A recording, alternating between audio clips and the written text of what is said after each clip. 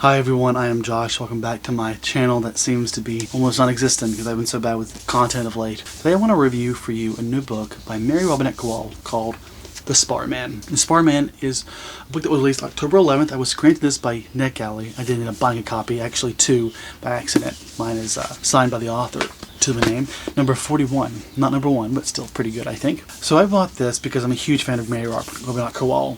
I think she is probably my top 5, if not my top 3 authors of all time. I'm a huge fan of her Lady Astronauts of Mars series, which I've talked about several times on my channel, although not so much lately. She hasn't released a new book, actually, in that series since, I think it was July 2020. And I know she's coming out with the 4th one. Of how many, I'm not sure. But I was excited when I heard about this book because this takes us outside of the Lady Astronaut series, but keeps us very much within the realm of science and space, which is, I think, a really good specialty of Mary Robinette Kowal. It's not something she's done exclusively before the Lady Astronaut series, but she's made it very clear that she's really good and very adamant about focusing on the science and engineering and giving a rich level of detail that is immersive and true to life, but not, I think, too esoteric that it alienates the reader. Even though I am an expert in space science, I find what she does, I think it's pretty accessible because she intentionally designs it to be that way. This is a mystery thriller, probably more of a mystery than anything. A murder mystery, I think, framed after another book whose name I don't remember. But basically, they're on a cruise in space. It's a space cruise, much like the Avenue 5, the new show on HBO, that I watched not long before this. And I actually read this book right before I went on an actual cruise.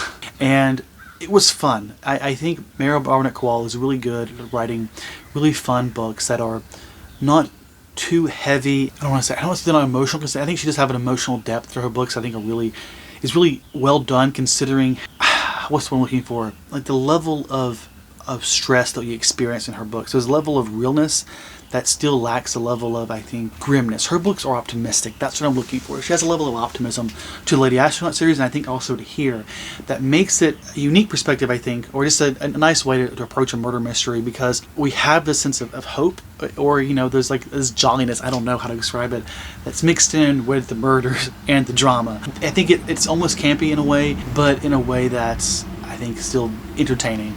I'm not that deep into mysteries. I can't tell you if it was predictable. I thought it was good. I was surprised. What I do love about this book, that I find myself not loving about mystery thrillers, like mainstream mystery thrillers, is that a lot of them are designed for the spectacle. They're designed to be all about the premise and not about the actual believability of the plot.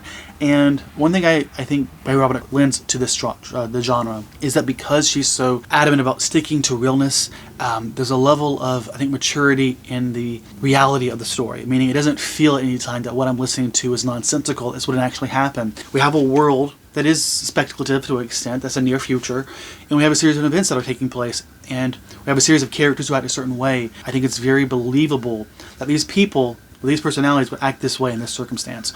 And that's something I think that it is missing from a lot of mystery thrillers. This isn't going to be like your high-stakes drama that you get from a lot of the mainstream mysteries out there, or thrillers, but it's still one that I really thoroughly enjoyed. I think I gave it 4 to 4.5 stars. Why I didn't give it more, even though I do tend to give her Lady Astronaut series more, I don't know. I think I do like the thrill. I like the grimness. I like a grim take sometimes. And that's probably the main reason not. Even in Lady Astronaut series, that's about the world coming to an end. Like, an asteroid has hit the surface and the Earth is cooling very quickly. Like, those are very real stakes. But it takes a very optimistic view on the ability of the world to shape itself around that conflict. God has changed. Change is inevitable. So I was just very satisfied with this book. Now, I do want to touch on some complaints I saw on the reviews of this book, which is that for those who have read Lady Astronaut series, there are similarities between our main character Elma there, who is an engineer and a flight pilot, and our main character here, who is, I want to say, an ex-engineer of some sort, but not an ex-pilot or anything. And she's a bit of a celebrity in the engineering community. Oh wait, no, she's an ex-roboticist, which is tangential. And she's competent in what she does. She's in a happy marriage. And in that sense, we have a competent woman in STEM who is in a healthy relationship, and there's some similarities in it. Overlaps with Elma from the Astronaut series. But I think it's wrong to say that they're the same person. I think you should be able to have a character who is competent at what they do, and an emotionally competent story without saying they're the same person. I just don't think that's fair at all. And I think it speaks to, I don't know, this expectation we have of just of our characters needing to be incompetent or somehow incompetent for the story to be compelling. You don't need that. The story should be able to be compelling on its own, and I think Mary Robinette Kowal does a really good job of doing that. All the similarities, yes. Are there times where I feel like I might can see the structure to her writing, like a template almost? Maybe.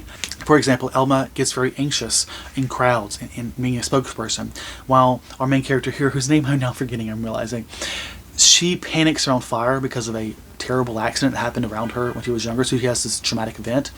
And they're distinctly different scenarios, because one is like anxiety related to, speaking. The other one, like she's really competent in most ways, but Elma has this one flaw, like kryptonite. And then we have our main character here, who is competent in most ways, but she still has this lingering trauma from this event that happened to her. In a sense, like, they're very distinctly different, I think, but at the same time, they play a very similar role in the story, which is to say, have this crux in the story that present conflict for our very competent character. I think it's necessarily bad. Like, I appreciate the structure, but like, to that extent, I do see some similarities. If maybe that's what I'm saying. I may just be projecting. I don't know. But Mary Robinette Kowal does have like a podcast she does where she talks all about writing. So I have this feeling that there probably is some structure to what she does. Nevertheless, I thoroughly enjoyed this book. I really liked it.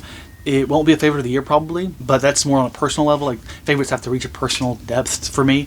This one didn't quite get there, but I was not disappointed whatsoever. And I'm really excited to have a new book here from Mary Robinette Kowal, and I highly suggest or highly recommend to all of you that you guys check it out. Thanks to NetGalley again for providing me with this e-arc, even though I'm pretty sure was it Scribd, or did I just buy it on, I think I bought it on Audible, just listen to the audiobook, which she narrates her own book. Naturally, she's an amazing narrator. That's actually how I got exposed to her. I first heard her narrating Ellen Datlow's series, which was anthology rather, which is the same place I found Sean McGuire, and also Stephen Graham Jones. A lot of my favorite authors I found because they all work together in some way. But anyways, I'm rambling. This has been my review.